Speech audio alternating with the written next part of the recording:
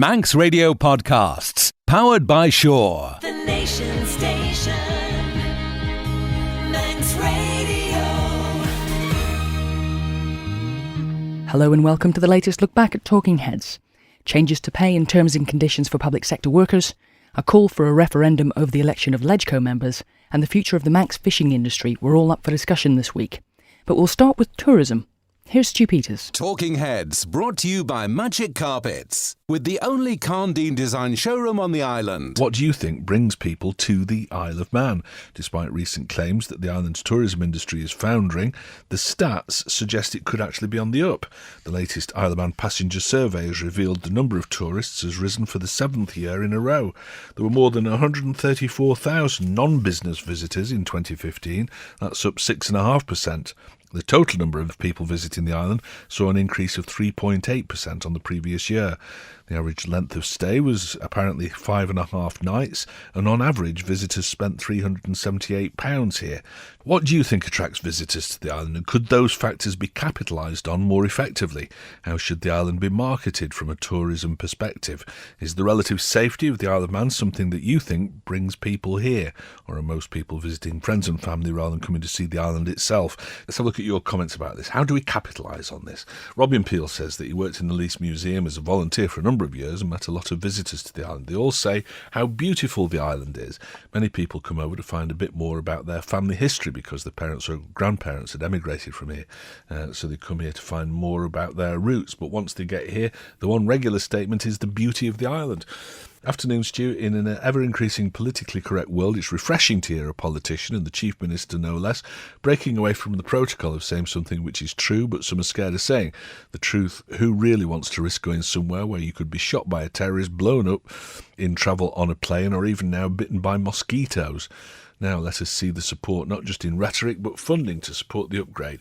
We have more than ever to promote ourselves properly. Let's do it now. Stu, can you inquire if they still count family coming home to visit? Here we go. And people going across and back as tourists. They did in the past. Also, they could give a subsidy to people staying in hotels for travel. When I was in tourism, that was the biggest factor for cancellations, says Steve. Do the figures include TT and Manx Grand Prix as there is most of the numbers of visitors, says Mike B. I'm not sure, Mike. I'll have a look at. I've got there's some information here. I'll have a look at it. There are a lot more motorhomes coming to the island. Let's have more places like Ramsey have to stay, says John. Guernsey as an island art TV advertising. Maybe we should bite the bullet, or have we missed the boat? Yeah, interesting thought. I don't know. I don't know whether or not that might be the answer. I've had 16 over to see me last year, says Roy. Yeah, well, I've had, 2, 4, 6, 7 of my family have been over the last year. So, yeah, I suppose as we get more residents to the island, we're going to get more visitors of their family members and friends that come over to see them. Stu, you obviously don't get out of your car much. This is from Robin Peel. Glens in the Isle of Man are out of this world. I can't think of anywhere else that has the same. Only Scotland really has glens. Well, there you go. You can't think of anywhere except Scotland. If you get out of the car more, there's a hidden world out there.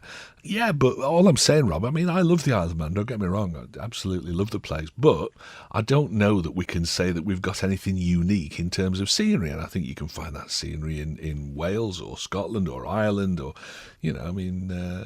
there are all sorts of places that are easier destinations for a lot of the people that come to the Isle of Man that have got just as much in terms of scenery. But what we've got is a great coastline. Stu, we need to build up the winter season. What happened to the conference market? Increased bed nights in winter, plus more wet weather winter attractions, perhaps a snow dome or winterland at Derby Castle. Invest in the product, not expensive advertising. Word will soon get out. Well, that's another way of doing it, certainly, rather than spending a fortune on advertising. Just actually improve the infrastructure for tourists, for visitors, and hope that word of mouth will do the job. That's the very best sort of advertising, of course. Hi, Stuart, on the tourism thing, and for our island residents, we need another entertainment complex like the Summerland. Speaking of which, I wonder why the Wave project failed for the old Summerland site. site. That's from Kev. I don't know. But again, Kev, if you had 50 million quid, would you invest, I don't know, half of it on an entertainment complex at the Summerland site? I suspect it would be a great way of losing a whole load of money. I don't know whether or not the numbers stack up. Specialist tourist packages focusing on our history, heritage, music, arts, crafts, etc. We already have the goods in place. Think Lorient, 800,000 tourists at that music festival. Also, how about come home to Ellen Vannin, trace your roots? That's a good idea. Who knows, you may be related to the Manxes, the Bee Gees. That'd go down well in the USA. That's from Pauline and Steve. Families visiting are still tourists as they spend money. A connection to the Isle of Man creates repeat business. Yes, I agree. Sorry, Stu, I mean subsidies for their travel. If they're staying in hotels, the cost of getting here is a big put-off, says Steve. Yeah, it is. Think Time Team, Stu. You can join Dinosaur Dig holidays in the USA. So how about Bronze Age Viking digs here? Could be an ongoing area for many years, says Peter, until they've dug them all up. My family don't visit very often. The price of flights from Belfast are extortionate, not to mention the tiny aeroplane. They can have a weekend in London for half the price. Why would they come here? Well, because you're here and you're not in London. That's why they'd come here. It's cheaper for us all to gather in the UK somewhere. Ah, right, okay. They can't do a long weekend on the boat as the timetable doesn't allow it. The cost of getting here is a huge factor, not to mention how much you would spend while here, restaurants, etc. Regards from Shirley. Thank you, Shirley. And we've got Tony on from Kirkmichael. Hello, Tony. Well, one of the great problems is, and I don't think a lot of people realise this, we have holiday accommodation, self-catering here. Yeah. And the 7 days before the TT is proving impossible to let the accommodation. We've had lots of demand, and they come over on a much cheaper boat than going back, because, of course, it's the start of the TT, but they want to go back to the UK. They don't want to come here. Yeah. But the charge is astronomical, and people just say, oh, no, I'm sorry, we can't come. Far too expensive. Yeah. Now, I'm a great supporter of the steam packet. I think they do a marvellous job, believe it or not. But I just wish that they would look at their economics and charges and think just ahead a little bit for the 7 days before the TT. Right. Because it's absolutely hopeless. And there are many people in the self-catering business that are in the same boat as what we are. We've tried special offers. Yeah. We've tried to say we'll halve the price of the accommodation if that will help. But it still doesn't help because the price differential to go back is so big. Yeah, so getting here isn't a problem. Actually getting here a week before TT is fairly cheap, is it? It's just... Yeah, that's fine. Yeah. And a lot of people like to come, the buzz starts, doesn't it, a week before the TT. Sure. They like the atmosphere, everywhere's open, but to go back, it just spoils the whole thing. Well, you'd have thought that the steam packet would be game for that, because most of the boats going back over TT are empty anyway, aren't they? It's the getting people out the first week, so you'd have thought that they'd be looking at it. Yeah. I mean, wearing my other hat with the Vintage Motorcycle Club, as I say, we're great supporters of the steam packet, but I just wish that they would look a little bit ahead at what they're doing. Yes. Because it's certainly detrimental in coming to the Isle of Man. Gotcha. Interesting thought. I'd never thought of that, Tony, but a very good point, well made. Thanks for calling today. The Nation Station, Manx Radio. Should people in the island have a say on how members of the Legislative Council are voted into office? It's something we've talked about a number of times on the programme. But now an MHK wants the Manx public to decide whether or not members of the Legislative Council should be popularly elected or not. Douglas South MHK Bill Malarkey wants there to be a referendum on the day of the Manx general election in September. He'll bring a motion before Tynwald next week which calls for just that. What do you think about this? Is a referendum on this a plausible idea? With the general election coming up this year, would that be the best time to hold it? Or would it make the election itself overly cumbersome for the administrators and the voting public? Should the public have a say on the issue, or is this the sort of decision that publicly elected members of the House of Keys should be left to make on their own? Let's go to the lines and see what you think about it. And first of all, we've got Vivian on. Hello, Vivian. The Legislative Council is a revising chamber, always has been and always should be. Yeah.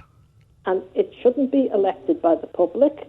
And it is, if the MHKs did the job they were supposed to do and let the Legislative Council do their job, we might get more done in the Isle of Man. So do you think, for example, that LegCo members shouldn't be members of departments? Because that surely detracts from their work as a revising chamber, doesn't it?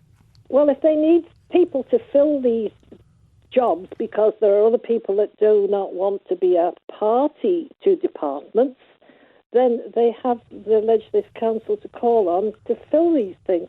I can't see the problem with any of it. Right. But I think they should be left to do the job they're supposed to do and not have everybody bickering in their ears over what others think they should be doing. Yes. Yeah. I must admit, I'm on the fence about this. I can see both sides of the argument. I can see the argument that people make for it being publicly elected, but also I think that would weaken the position in some ways, in that, if you're at the behest of the electorate constantly, then... You can't... The whole idea is they are, in a sense, independent from the House of Keys, which is publicly elected. Yes. And therefore they are independent of that, and they are asked to make a judgment on the bills that are being put before them before they go back for final reading. Sure, but I can also see the other side of the argument, which is that it's a sort of an old boys club for our kind of people, and that it's a soft sort of landing for people who've maybe been MHKs in most cases, and it's a sort of a retirement home for old MHKs. I think that is very cruel. Okay. You want to remember that those MHKs that are there have spent quite a number of years in the House of Keys and have a wide range of knowledge. Yes. And therefore, to me, you should be making use of that, not fighting against it. Well, all right, so that's a good point, but does that mean that maybe MLCs should always be ex-MHKs? Because some of them aren't, of course. Of course not. Well, of course, going back to, a few years, they were all MHKs. It was a privilege, or I always understood it to be a privilege, to be elected to the Legislative Council. Yes. Whereas now, today, everybody has a go at everybody. And MHKs do not want to be elected to the Legislative Council because they're not allowed to hold positions any longer. Right. We didn't used to have this bickering about it. Yeah. Okay, well, some good points there, Viv. Thank you very much for calling today. Nice to hear from you again. That's all right. Cheers, Bye. thank you. Bye-bye. We've got David on. Hello, David. I think there's two things, really. I think I can see wisdom in what Bill's saying, and also actually a caller, Vivian, whose voice I recognise very well. I can see there's wisdom in both of those. I think, first of all, what they ought to do is scrap the tricameral system, because I don't like members who are not elected by the general public making decisions of policy and finance. So I think that's the first thing I would do. Second thing I would do, I would extend the term of MLCs to 5 years and have their elections in February, as they normally do, but as one block, and whether they're voted in by the Keys or by the general public, you'll have a 4-month gap then between the general election for members of the Keys and for LegCo. That will do two things. That will mean that somebody who is just been voted in as an MHK is not likely to have the brass neck to want to move up to the LegCo within 3 or 4 months, are they? Sure. And the other thing it would do is mean that a member of the House of Keys couldn't vote for themselves. Right. Because they would have vacated office effectively the previous September. So that would get rid of that situation which people object to, where people can actually vote for themselves and therefore they only need 12 instead of 13 votes. So sure. I think if you did those two things, I think then it would make you effectively corralled LegCo into a certain area. They can't join together, perhaps unless ceremonial occasions, that'd be fine, but for actual policy making, matters of finance, they'll all be gathered there when the budget takes place next week. Is it right unelected people should make decisions with regard to how we spend our tax money? I think not. So I think we're better off keeping them where they are, doing the revising bit. And of course the other points are, no, they shouldn't be allowed to be ministers and so on. So I think if you do those two things, I think it would greatly help democracy on the Isle of Man. Brilliant. All right, some good points there, David. Thank you very much indeed. This from Chris M. He says, this old acorn against you. The electorate knows what it wants. The politicians know what is needed. So why hasn't the end result manifested itself? This topic reminds me of the song by Delamitri, Nothing Ever Happens. Hi, Stu. I think that serving MHK shouldn't be members of LegCo. Otherwise, how can they be a true reviewing body? I don't see a problem with retired MHK serving, but only based on what experience they can bring to the table, and not just because they've been an MHK, almost on a hereditary basis. I know that we're not the same as the UK, but do the House of Lords get full salaries, or do they just get expenses? Maybe if they were not paid a full salary, people wouldn't have such a problem with it. I personally think the public should vote for members, and as has been said, they should not be a part of forming policy, but a true reviewing body. That from Jan. Thank you, Jan. I don't believe that the MLC should be publicly elected, as it removes the independent role that they're supposed to operate under. The problem is created when the House becomes obvious to the public, as it did with the farce of the election last summer to the House. I've always told my children if they want to stay up late and read or draw, that's fine as long as I don't hear them. LegCo made too much noise last summer and brought themselves to the attention of the public. Act properly, professionally and adult. The public will accept the work they do. If you don't, then people will become irritated and annoyed and attempt to dismantle it. Quoting an international politician, if you want things better, strengthen the strong things and don't destroy the weak things. LegCo serves its purpose when it does it properly. OK. I still think they should not be elected by the public so that they can vote without worrying about upsetting people and maybe not getting re-elected. Also, some have good qualifications, for example, law, engineering, IT, etc., which some people may not realise. MHKs complain about MLCs but are grateful to become one when they think they may not get re-elected or have just had enough hassle. We complain about our MHKs, so why would we want them to go up to MLC? They can't backtrack as many times as our MHKs do, says Katie. Getting a bit cynical there, Katie. The Nation Station, Manx Radio.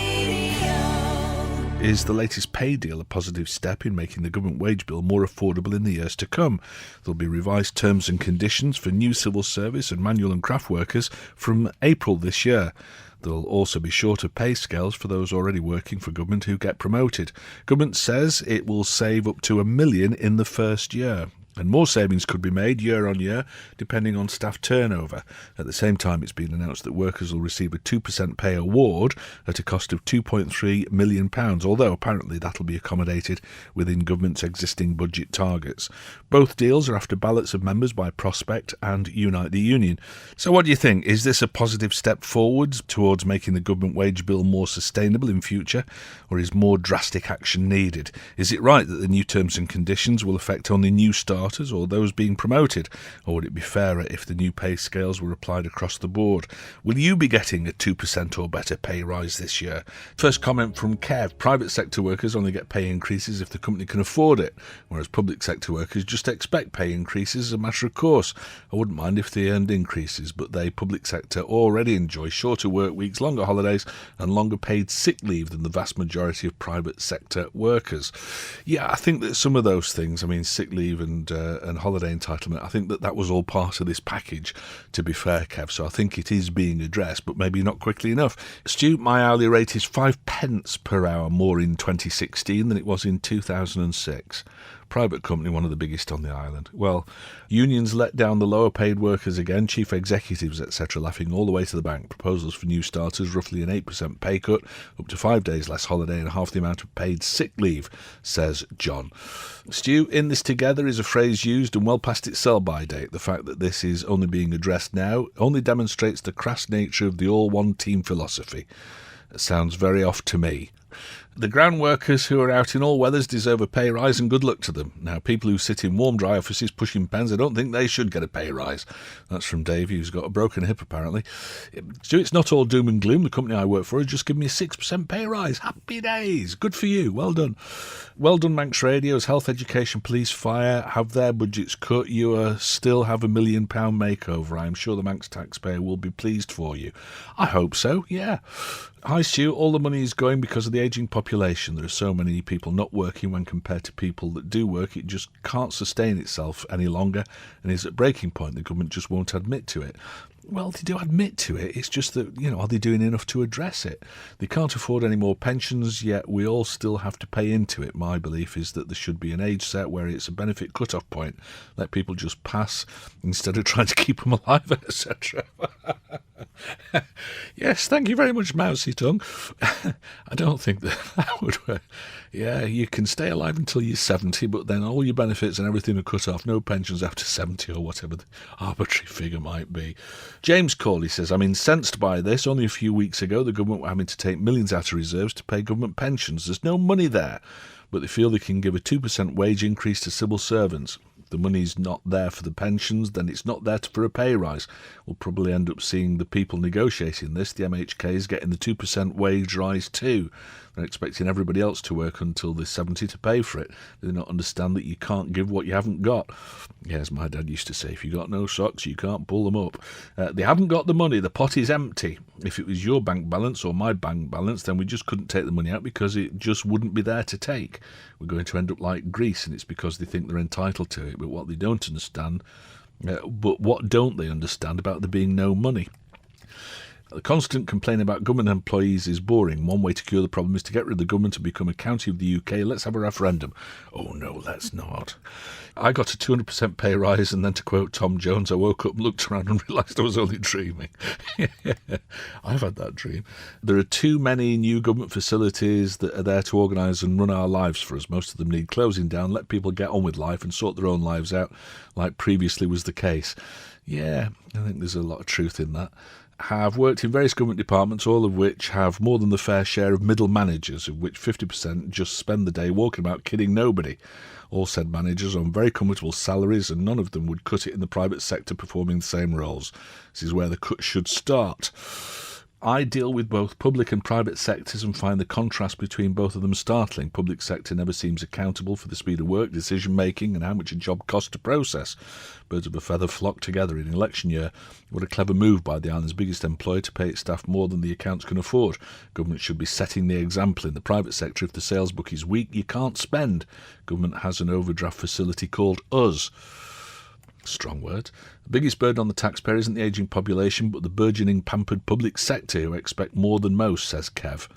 Congratulations to the unions and government coming together to sort this out without any strikes. Now, that's true, and that's a fair comment as well. The new starter contracts are a massive thing for the future. Their pay and pensions will be more realistic, take a lot of pressure off government in the future. These things can't happen overnight because the present workers have mortgages, etc., arranged around retirement funds.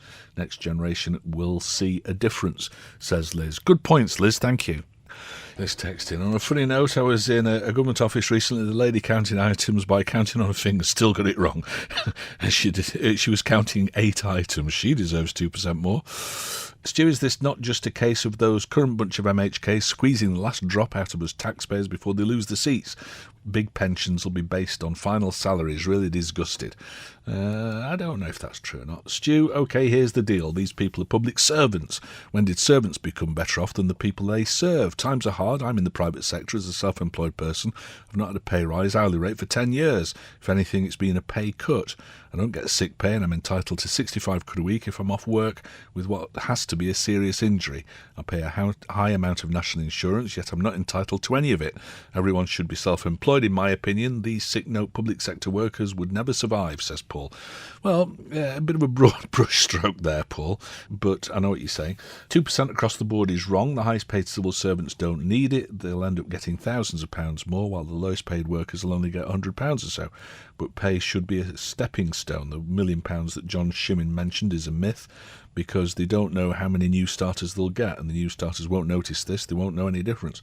But it's the middle managers who are working the socks off who will be hit by it. When they get promoted, they'll effectively end up with a pay cut. The chief execs on the highest wage don't need the money, so the change in pay scales won't affect them, but it'll affect those in the middle. Stu, I wonder how many of those moaning about the civil service would qualify for employment in the service. It's about ability.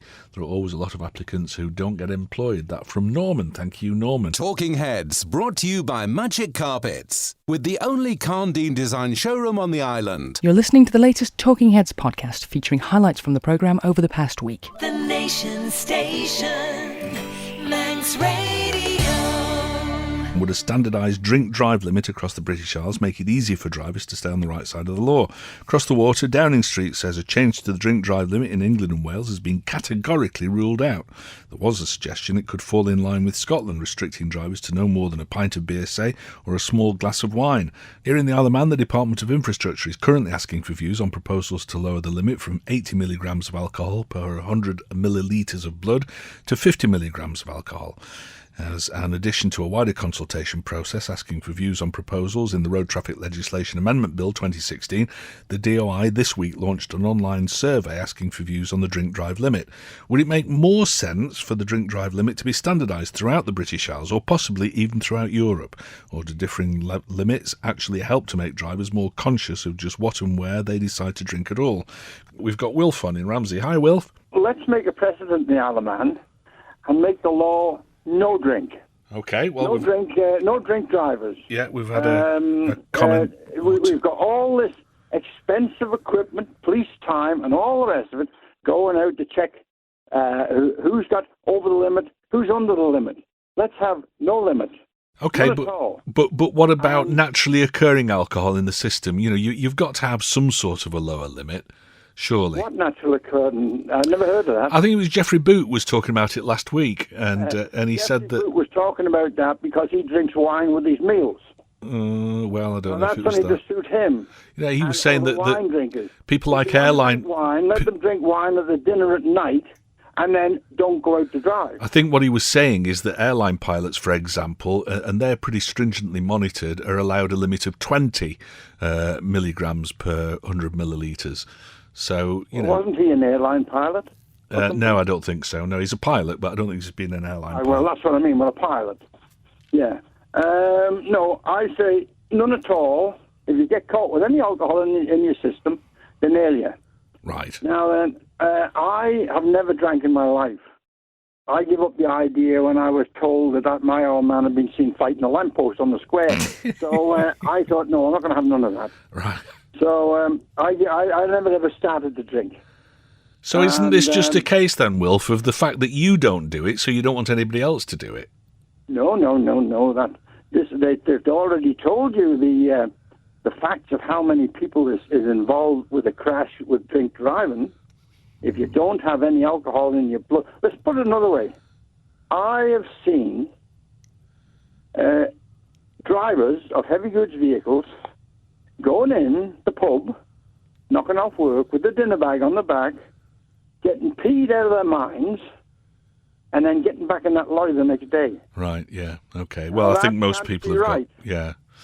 No matter how much alcohol you can take, that can't be right. No, it can't, absolutely. Yeah. So you have none, that's an end to it. Yeah. Okay. All right. Well, it's a point of view that a few people have made. Thanks for that, Wilf. We've got Steve on. Hello, Steve. I'm not a big drinker at all. I have a glass of wine after a meal. Yes. I wouldn't like to see that put in jeopardy. I think most people are responsible drinkers.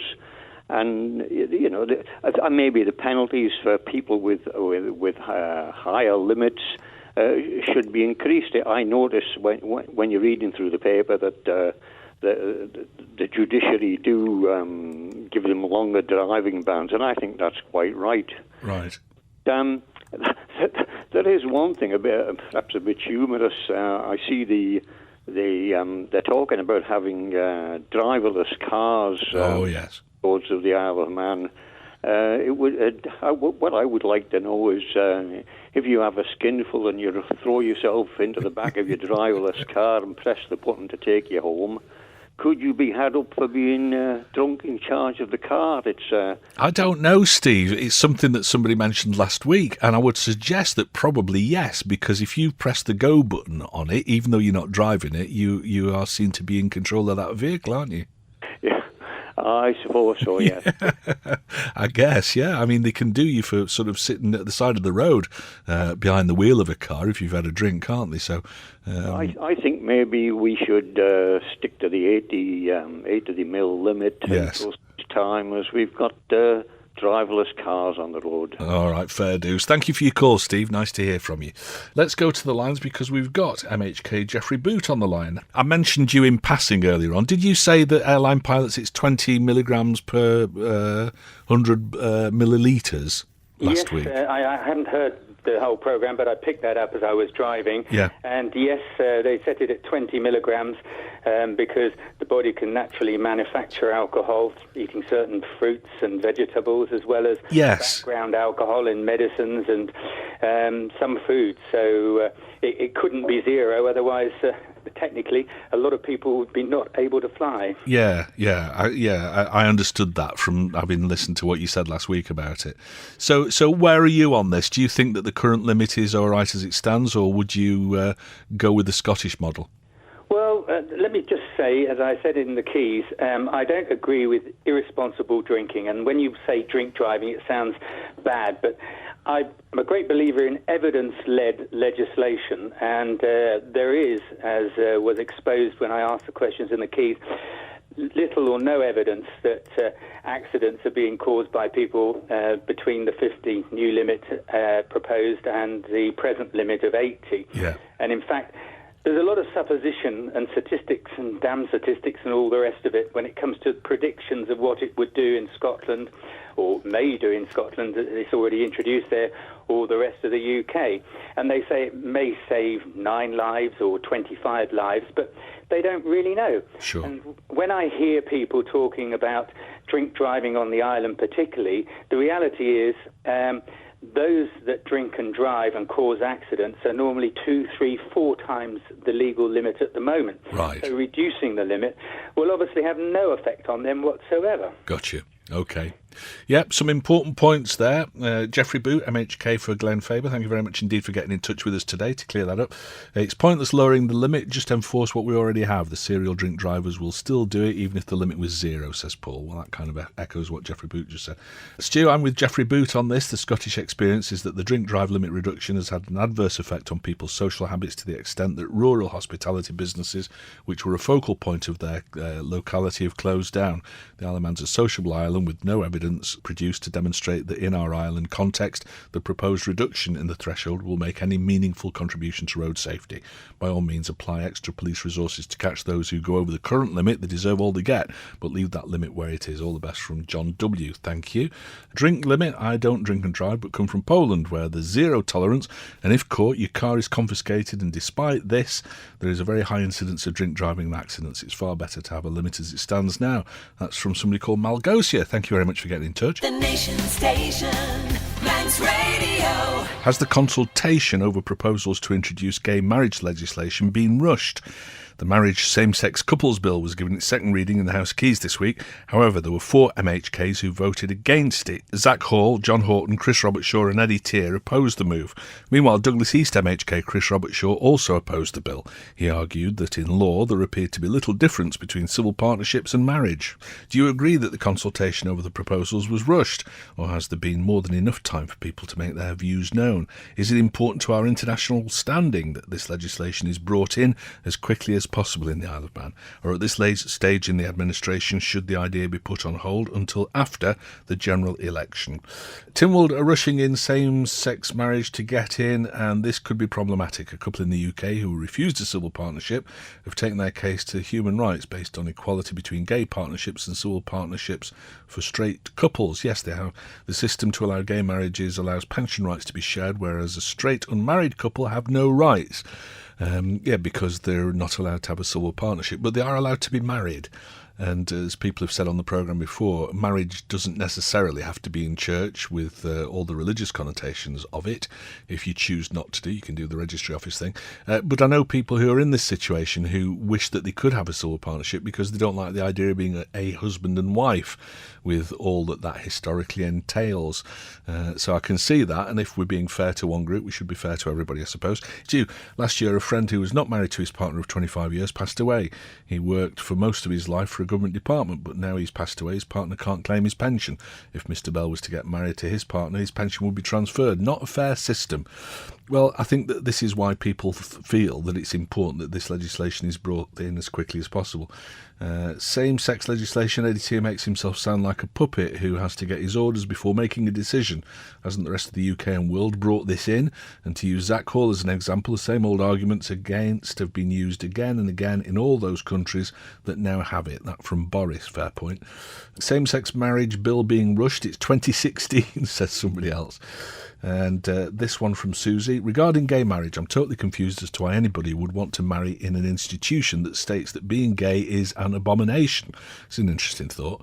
I know that isn't exact wording, but you get the drift. A very good friend of mine is gay, but because his family is Catholic, he married a lady who has a young child. His other option was to become a priest. I'm astounded by this.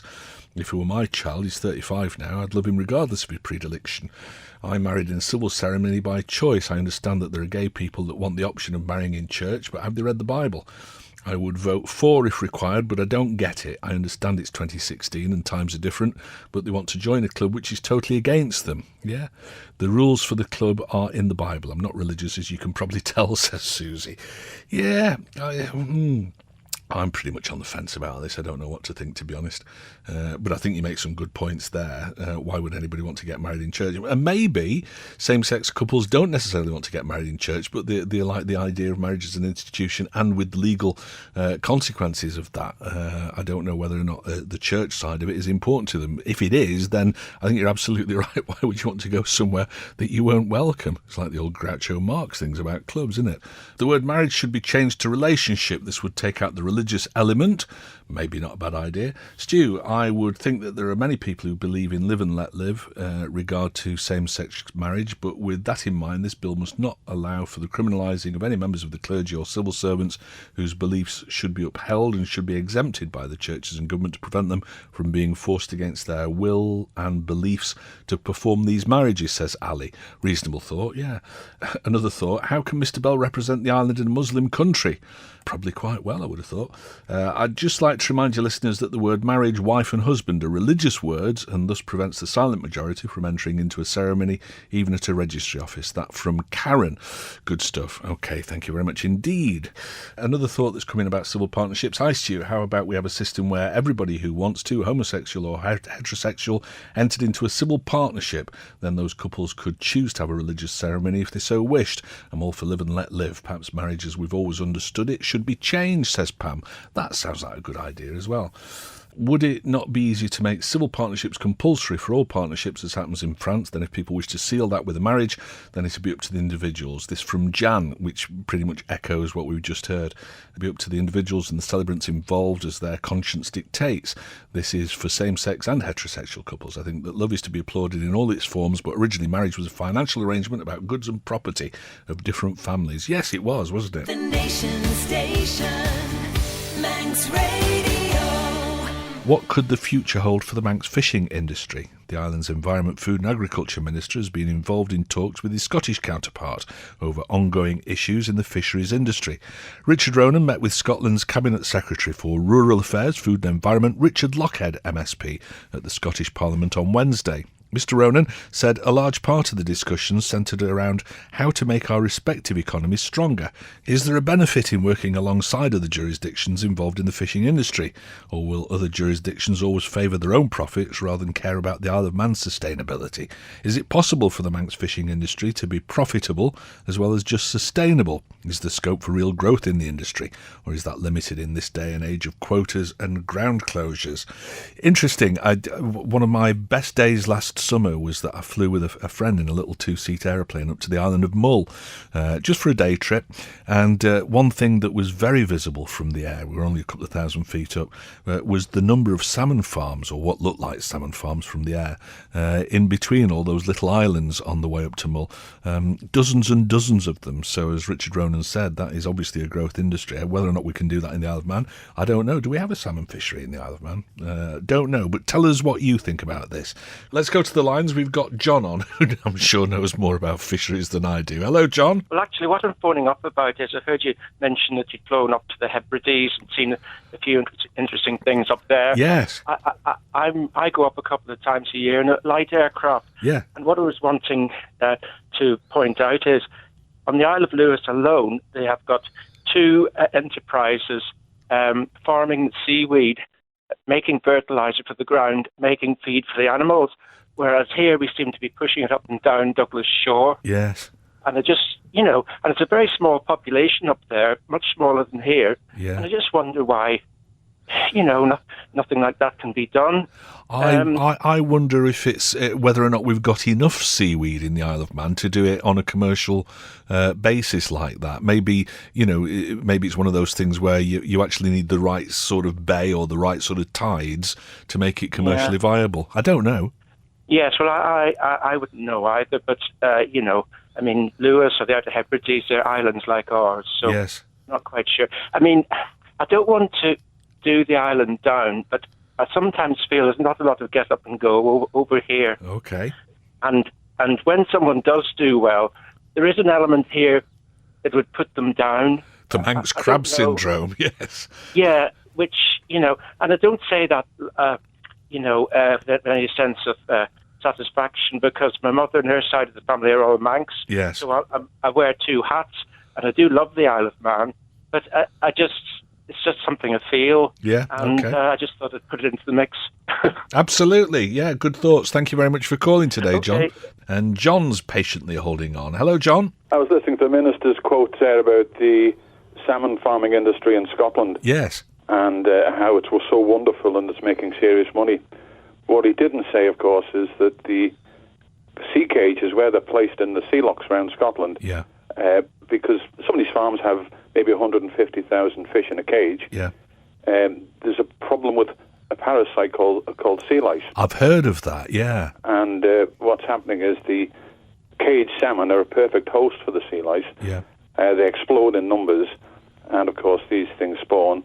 And the juveniles migrating from the rivers, such as salmon and sea trout, have to pass through these clouds of larvae for the sea lice. Ah, right. So the result is they're picking up huge amounts of parasites, yeah. and it's decimated the runs of wild salmon and sea trout on the west coast of Scotland. Oh, really? Yes. Right. They're just disappearing. Yeah. Most of the rivers on the west coast of Scotland are now described as being below their environmental standard or ability for supporting salmon and sea trout. And what can they do about sea lice? Do they sort of put something in the water or something to try and get rid of them? That's the next problem. The companies are having to use chemicals. Yes. And some of these chemicals are extremely toxic.